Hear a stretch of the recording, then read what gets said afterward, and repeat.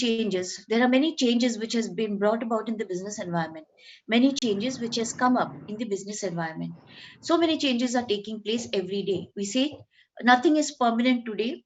Only the thing that is permanent is change. Change is one fact which is permanent. Every day we see something changing, a new product being launched, customers' perceptions changing, customers' likes and dislikes changing, the customers deflecting, and there's so many change of different kind. A new competitor comes in, a product substitute comes in which was not there, and so there are so many different kind of changes. So what we talk about today is that nothing is permanent, but change. It is only change which is the only constant. The only constant in the environment is change, otherwise nothing is constant. So, what are these changes? These changes that have taken place in the business environment, which has increased the relevance of technology, is can be culminated or can be grouped into, can be put into three classification, or they can be identified as three major changes, three powerful changes which have taken place in the business environment. They are emergence of a global economy, transformation of industrial economy, and more important, the transformation of the organization in itself. So there are changes which have taken place, which we put them down as three major changes. One is emergence of a global economy, emergence of a global economy, transformation of the industrial economy, and transformation, more important, is the transformation of the business enterprise in itself. The business enterprise itself has transformed, has changed. Now let us take up the first one, globalization of an economy. So I just repeat that earlier technology use was minimal in an organization. Today, technology use has increased. Earlier, therefore, managers were ignorant about how information was being collected, stored, processed, disseminated, to whom it was being disseminated, what were the reports which were formed, and which are the reports and where. They had no idea, and they were not much concerned also. Also, because technology use was also minimal. But today, technology use has increased, and managers also need to have a basic idea of how they can put the technology to best use. All this has come about, changes have come about because there are major changes which have taken place in the business environment, and these changes we club them as emergence of a global economy, transformation of industrial economy, and transformation of the enterprise in itself. Now, emergence of a global economy. Now, emergence of a global economy means organizations earlier were operating in a domestic setup.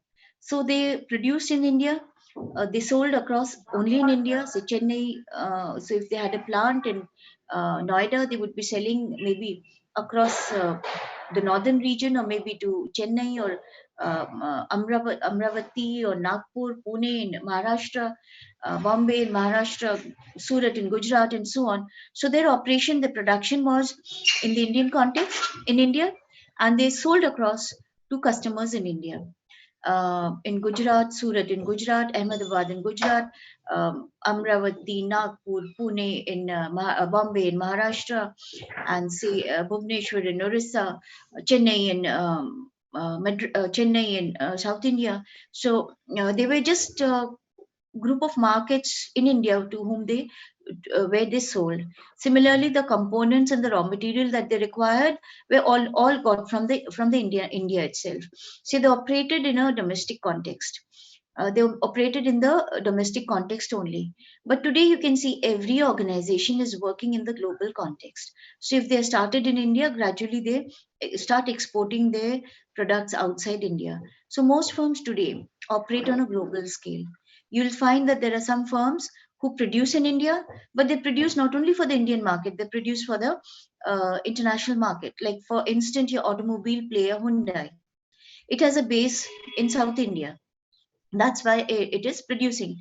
Hyundai, Hyundai, it is producing in India, but it is selling all across the globe. It is producing the i10 in India, but it is selling all across the globe. And it is said that they sell. They say that why they producing in India, because of low labor cost.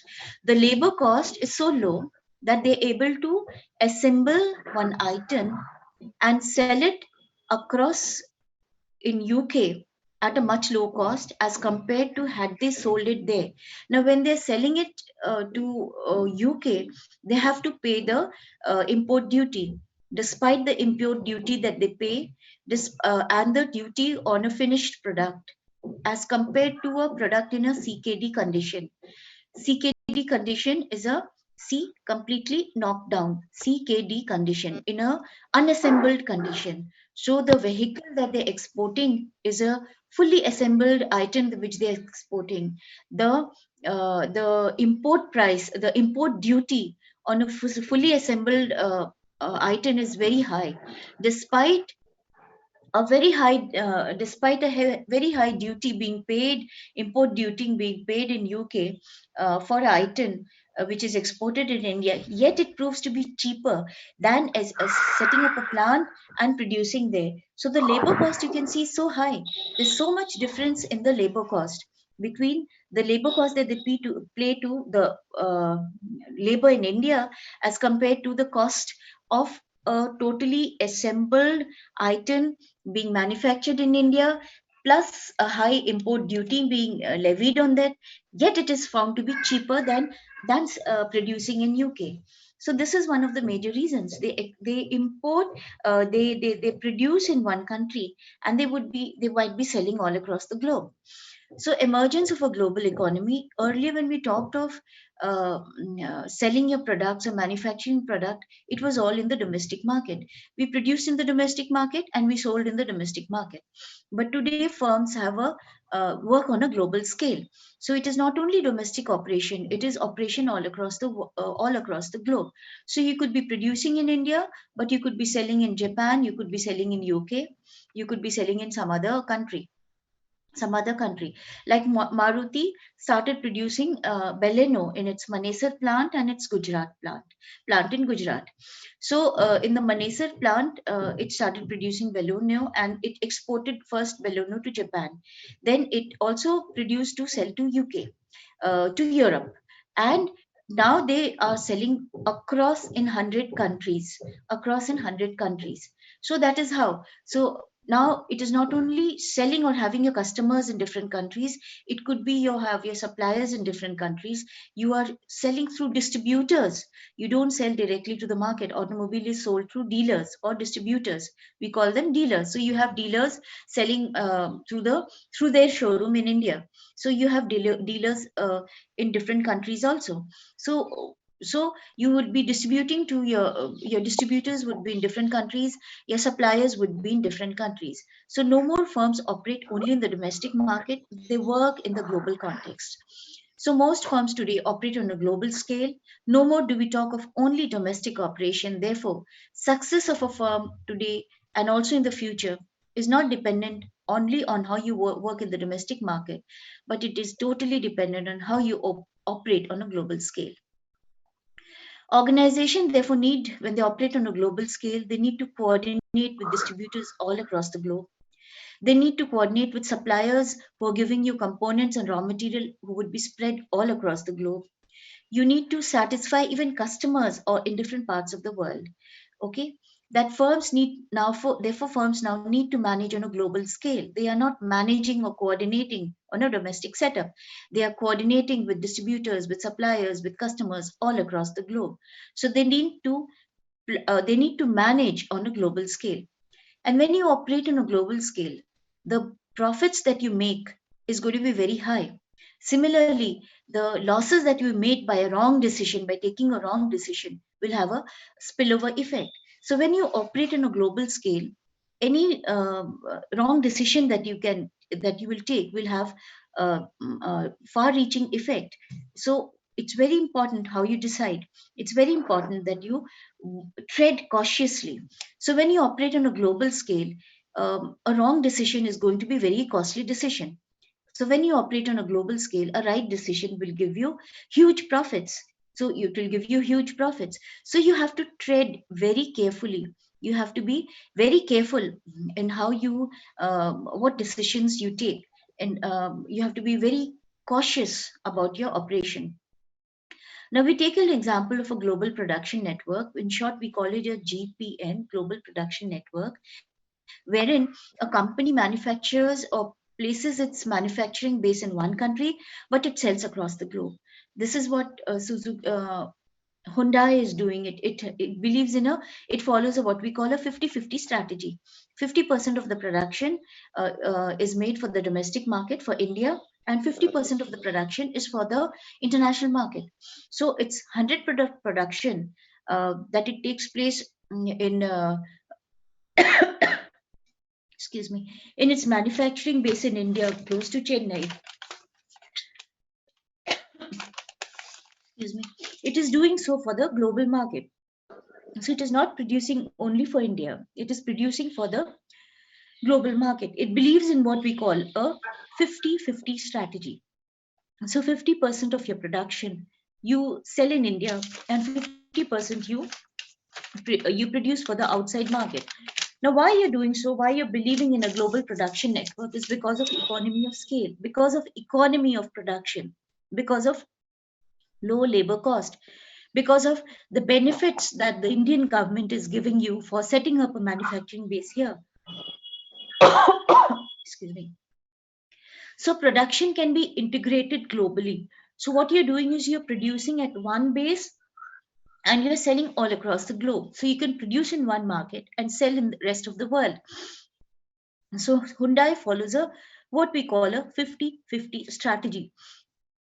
So 50% of the production is sold in India and 50% is sold across the globe.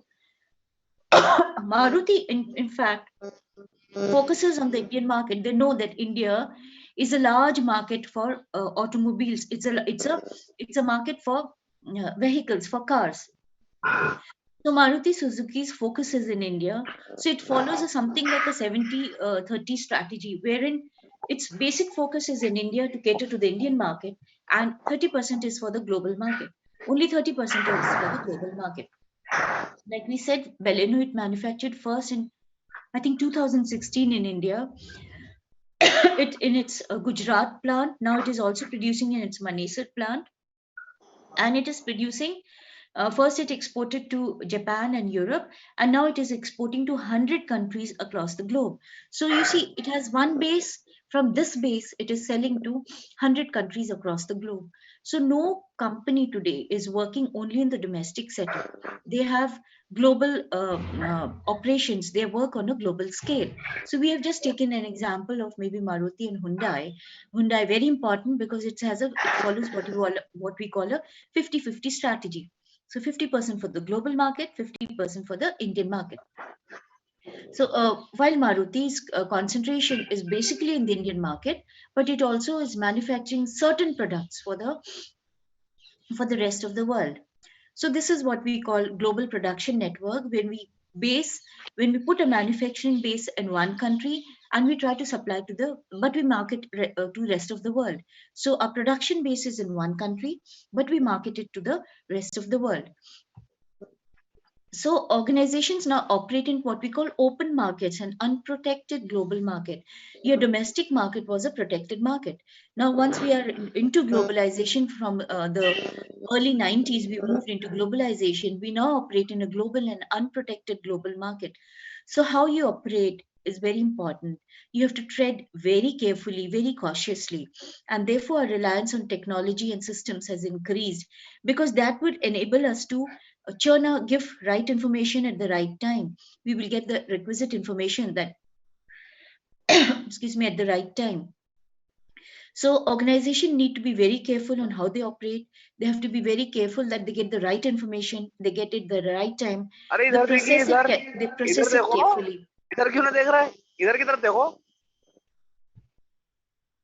Organizations operate in a global and unprotected global markets. They need to tread carefully and cautiously.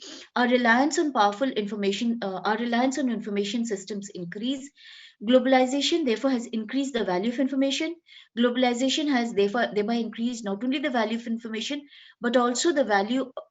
It has also increased the technology importance of technology that we use.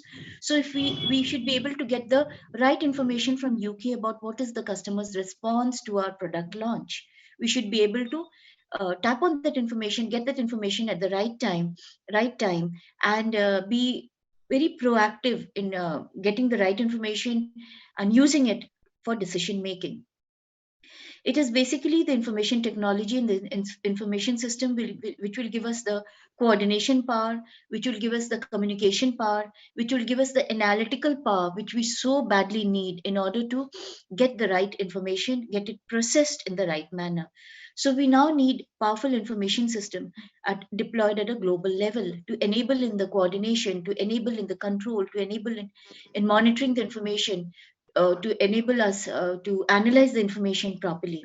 So, how much we invest in technology has also increased. What investment we made in which technology has also increased. Our reliance on technology has increased. Our the relevance of technology has increased, and how much investment also we make on technology has also increased.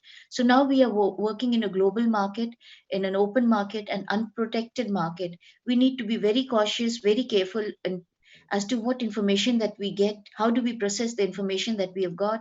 Our reliance on technology, therefore, has increased.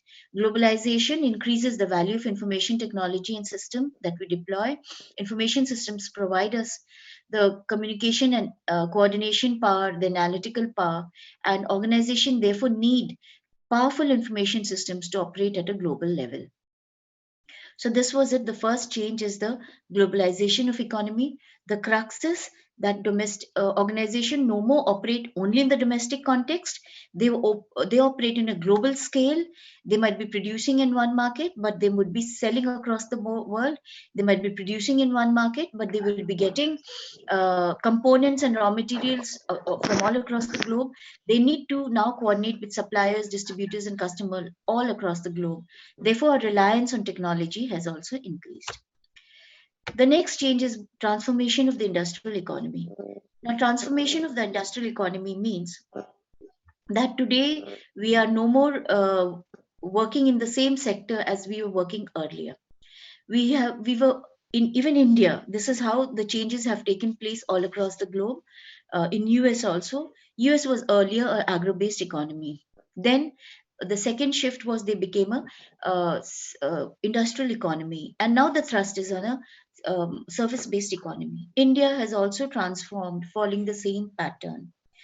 Ours in the early 70s were the agro-based 50s, and the 70s were the agro-based economy. Then gradually moved to become a, there was a thrust on development of industries, so we became an industrial economy. Now gradually we have moved to be to a service sector economy.